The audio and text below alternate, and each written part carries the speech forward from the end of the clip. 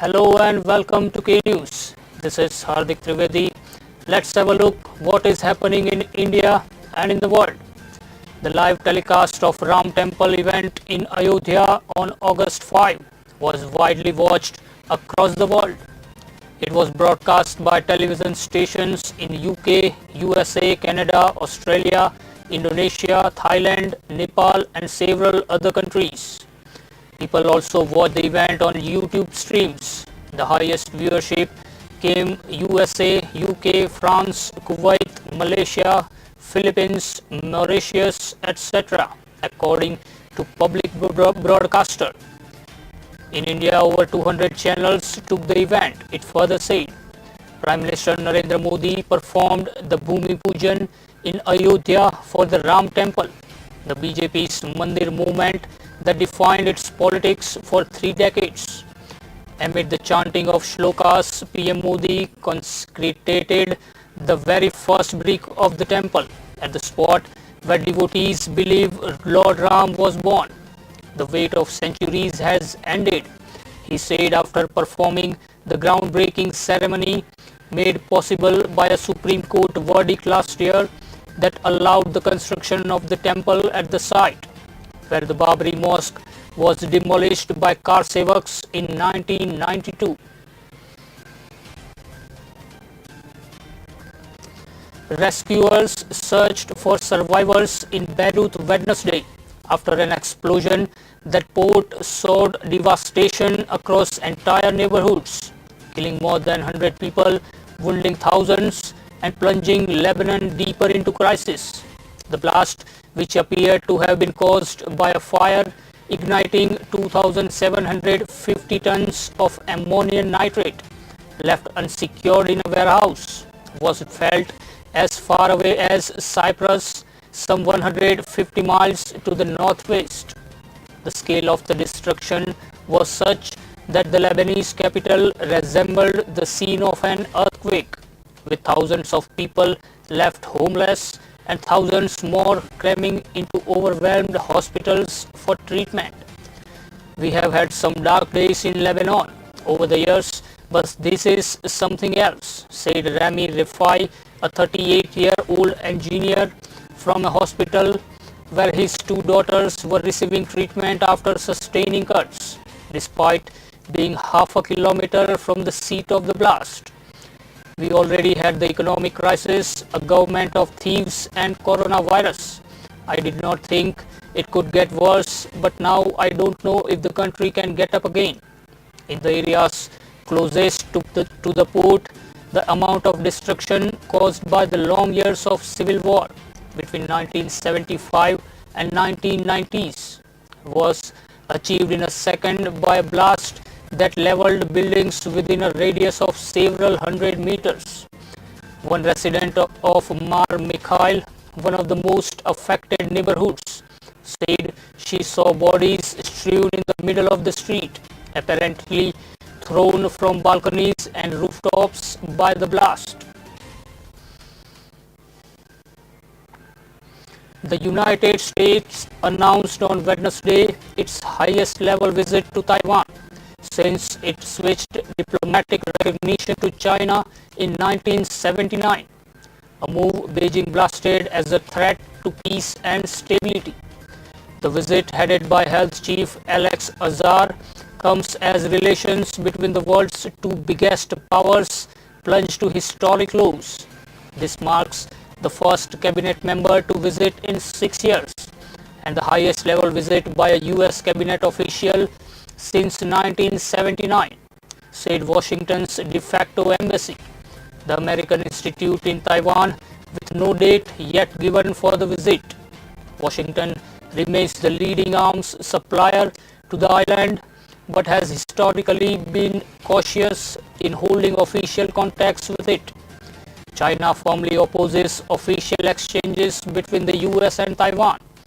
Wang Wenbin, a spokesman for China's Ministry of Foreign Affairs, said as he called the visit to be cancelled. Relations have warmed dramatically under President Donald Trump, who has used embracing democratic Taiwan more closely as a way to hit back at authoritarian Beijing as he clashes with China on a host of issues, including trade and coronavirus. China on Thursday threatened to take countermeasures over a trip to Taiwan by U.S. Secretary of Health and Human Services Alex Azar, as the Chinese claimed island geared up for its highest level U.S. official visit in 4 decades. The visit, which begins on Sunday, adds to tension between Beijing and Washington over everything from trade and human rights to the novel coronavirus pandemic. China calls Taiwan the most sensitive and important issue in its bilateral ties with the United States. Chinese Foreign Ministry spokesman Wang Wenbin told a daily briefing in the Beijing that any attempt to deny or challenge the One China principle, which states that Taiwan is a part of China, would end in failure.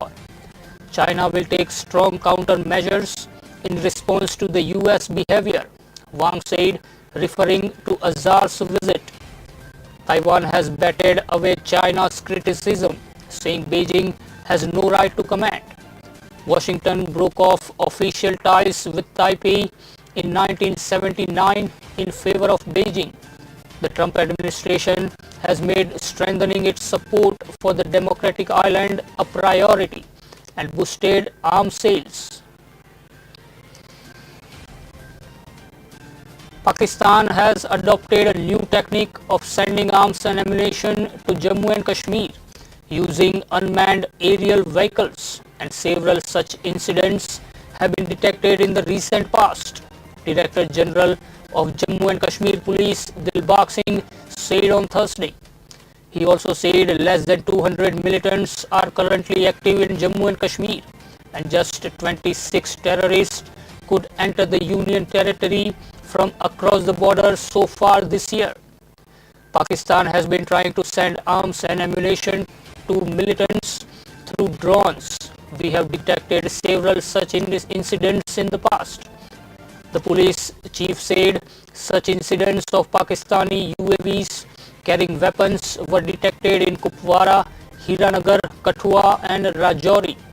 There has been a huge shortage of weapons for the militants operating here, the police chief said. The DGP said Pakistan has intensified cross-border firing this year so that terrorists could be pushed into Jammu and Kashmir. Singh said due to sustained anti-militancy operations, the security forces have been able to curtail the number of active militants in Jammu and Kashmir to less than 200 now, from 300 to 350 terrorists a few years ago.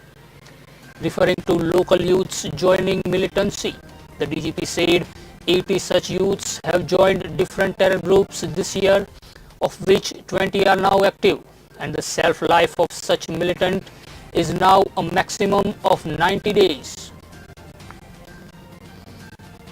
The centre has released Rs 890 crore as the second installment of the COVID-19 Emergency Response and Health System Preparedness Package to 22 states and union territories, the Health Ministry said on Thursday.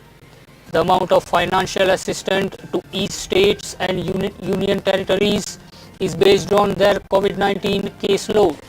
Those who received financial assistance in the second installment include Chhattisgarh, Andhra Pradesh, Goa, Gujarat, Punjab, Arunachal Pradesh, Assam, Meghalaya and Sikkim, the ministry said.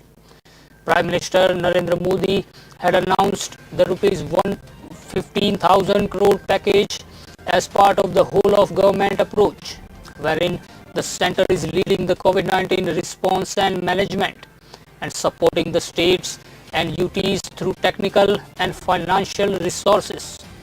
The second installment of the aid will be used to strengthen public health infrastructure for testing, including procurement and installation of RT-PCR machines, RNA extraction kits, TrueNet, CBNAT machines, bolster infrastructure for treatment and development of ICU beds and other installations.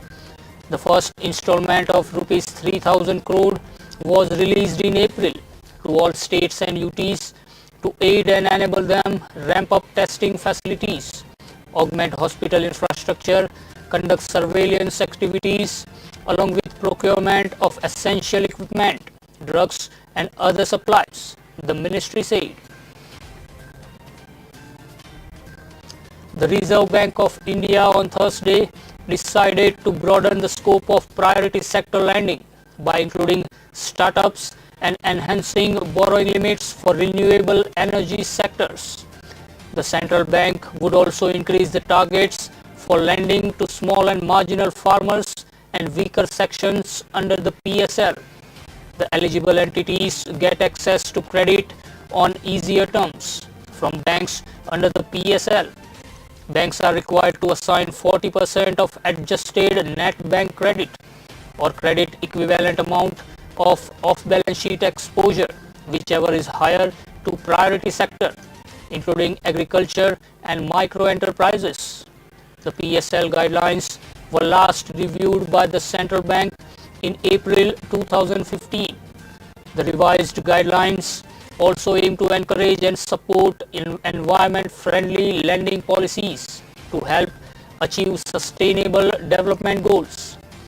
Broadening the scope of PSL, it has been decided to include startups, increasing the limits for renewable energy, including solar power and compressed biogas plants, and increasing the targets for lending to small and marginal farmers and weaker sections, the central bank said.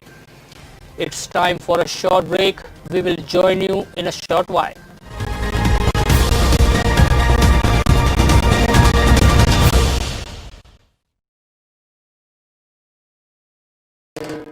వేసవి అవుతుంది fun with the cooler number one.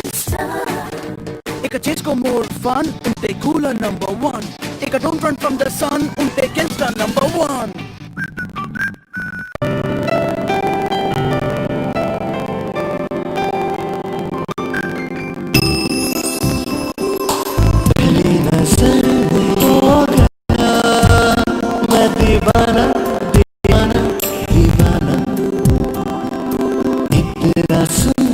जैसे कोई सपना सुहाना दीवाना दीवाना खजारिया tiles, जो देखे वो दीवाना।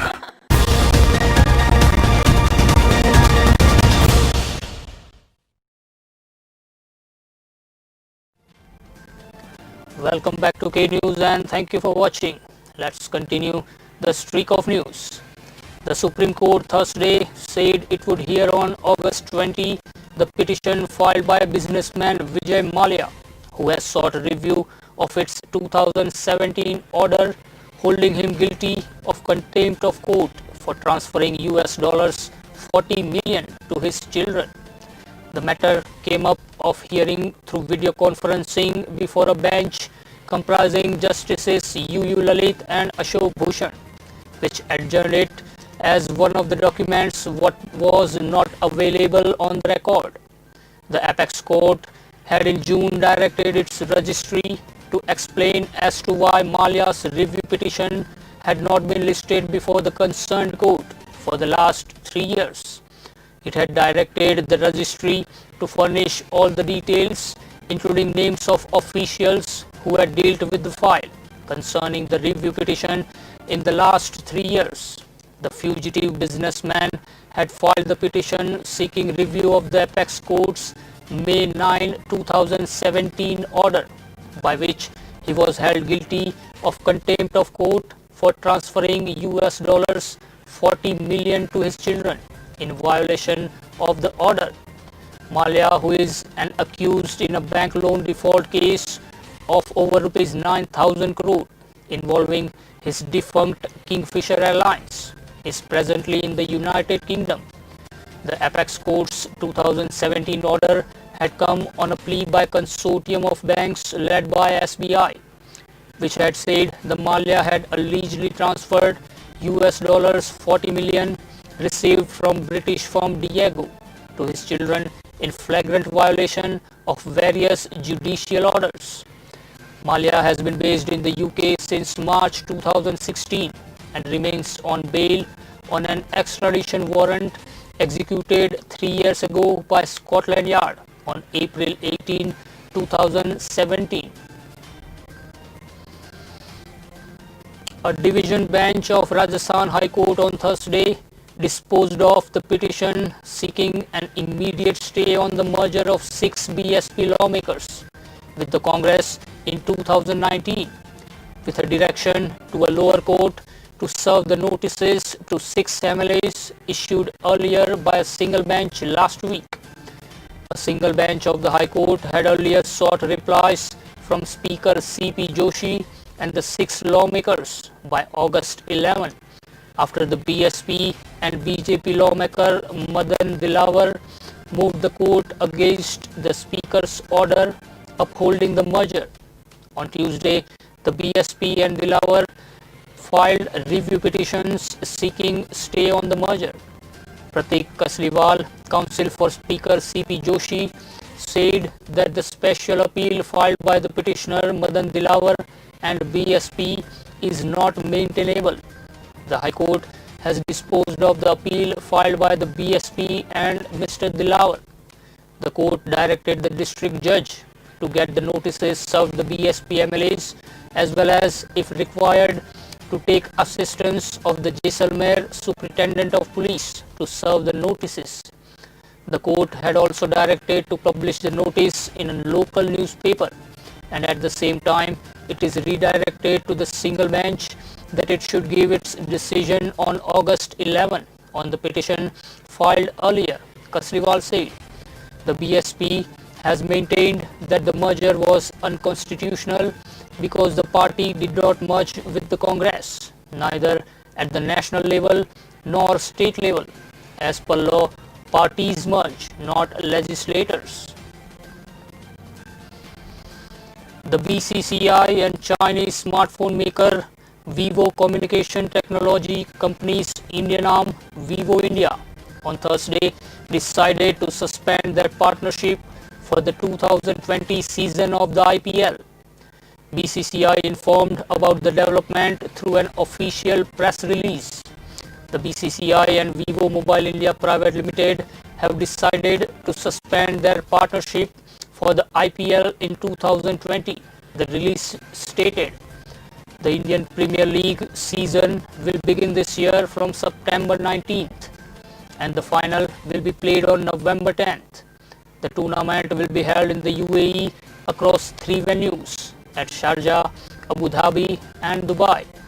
The move comes after BCCI and the IPL Governing Council were both criticized for retaining Vivo as the title sponsor at a time when anti-China sentiment is running high in India. The government has banned Chinese apps, placed stringent restrictions on Chinese investment, and is reviewing partnerships Indian educational constitutions with Chinese institutions. BCCI plans to float a tender to invite a new title sponsor for just this year for the league. Manoj Sinha, a senior BJP leader and former Union Minister, is the new Lieutenant Governor of Jammu and Kashmir after Girish Chandra Murmu resigned yesterday. The big change, which took place on the first anniversary of the centre's move to scrap spatial status to Jammu and Kashmir under Article 370 and turn it into 2 union territories, brings back a political face in the top post. Manoj Sinha has been a Lok Sabha MP and a member of the BJP's top leadership panel, the National Council. He was Minister of State in the first term of Prime Minister Narendra Modi. Exactly 1 year after J&K's spatial status was scrapped, Mr. Sinha's appointment is seen as an attempt to revive a political process in Jammu and Kashmir. Sources say Prime Minister Narendra Modi may also visit Srinagar in coming days. GC Murmu, in comparison, was a bureaucrat handpicked at a time when the centre wanted an administrator to see Jammu and Kashmir through the massive changes. His predecessor at that time Satyapal Malik was another political face who was in the news over controversial statements. Mr. Murmu, a 1985 batch Gujarat cadre officer, worked with PM Modi when he was the Gujarat Chief Minister. After Mr. Modi became the Prime Minister, the officer joined the Union Finance Ministry. He became Joint Secretary in the Expenditure Department. The senior bureaucrat was expected to retire on November 30 last year. Mr. Murmu's resignation comes days after a controversy over media reports, quoting him that elections in the Union Territory can be held after the ongoing delimitation exercise. Heavy rains across several districts in Karnataka, especially areas near the coast, have led to water level rising in the rivers. The state government has opened the gates of a massive dam in Uttar Kannada district to release water and avoid flooding the banks of the Kali Nadi and Kadra rivers. Water from the other dams has been released too. The water level in many rivers is above the danger mark. Chief Minister B.S. Yediyurappa, who is being treated for COVID-19 infection in a hospital, has released Rs 50 crore for initial flood relief. Amid the coronavirus pandemic, more funds will be released, he said. The coastal districts of Uttar, Dakshin, Kannada and Udupi have been badly hit. More heavy rains and thunder showers have been forecast in the state. Red alert has been announced in Udupi, Dakshin and Uttar Kannada and other areas due to heavy rainfall in the region from past 3 days, said C.S. Patil, Director of India Meteorological Department. While South Mumbai's Kolaba area reported its heaviest single-day rainfall in August in 46 years on Wednesday, when rains and cyclonic winds reaching speeds of up to 107 kilometers per hour hit the city and its neighboring areas, disrupting suburban train and bus services and throwing normal life out of gear. Wednesday's rainfall was the highest that Mumbai's posh Kolaba area, which includes iconic landmarks such as Gateway of India, has received in the month of August since 1974. The area recorded 331.8 millimeters rainfall in 24 hours, starting 8:30 a.m. Wednesday. A BJP leader who was Sarpanch in Jammu and Kashmir's Kulgam district was shot dead by terrorists this morning, officials said. Sajjad Ahmed Khande was shot dead near his home in Kulgam's Kaziganj area, about 60 kilometers from Srinagar. He was the BJP's district vice president for Kulgam. The BJP Sarpanch was immediately rushed to a hospital in nearby Anantnag district after the attack, where he was declared dead, officials said. The attack comes less than 48 hours after another BJP Sarpanch, Arif Ahmed, was shot in the same area. Last month, BJP's Sheikh Wasim Bari, his father and brother were killed by terrorists in the Union Territory's Bandipur district. He was the district chief of Bandipur.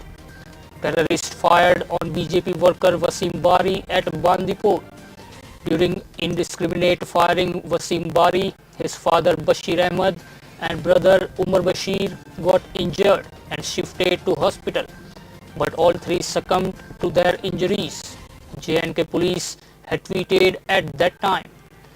A new terror group, the Resistance Front, had claimed responsibility for the attack. The police said it is the front of Jaish, Lashkar-e-Taiba and Hizbul Mujahideen.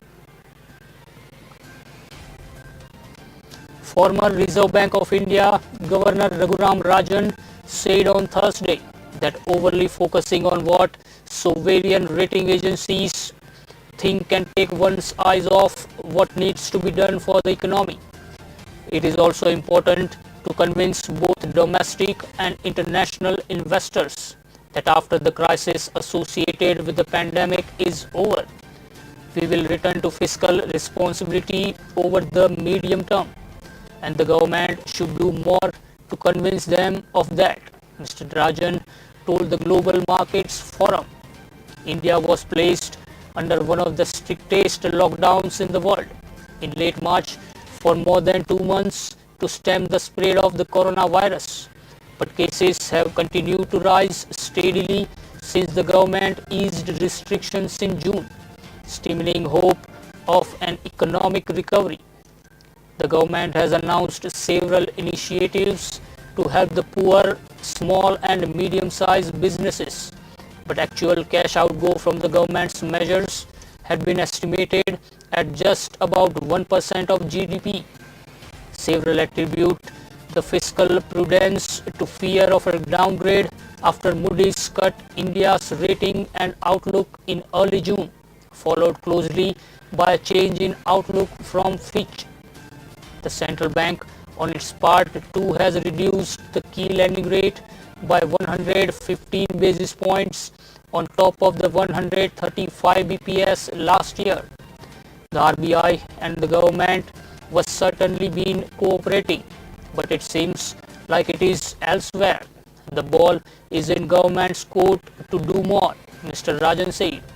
He said the RBI needs to focus on whether credit is reaching the stressed areas of the economy and also if the viable firms were able to access credit and not the unviable ones. That's all for now. Keep watching K News. This is Hardik Trivedi taking your leave. Be alert, be positive, be safe.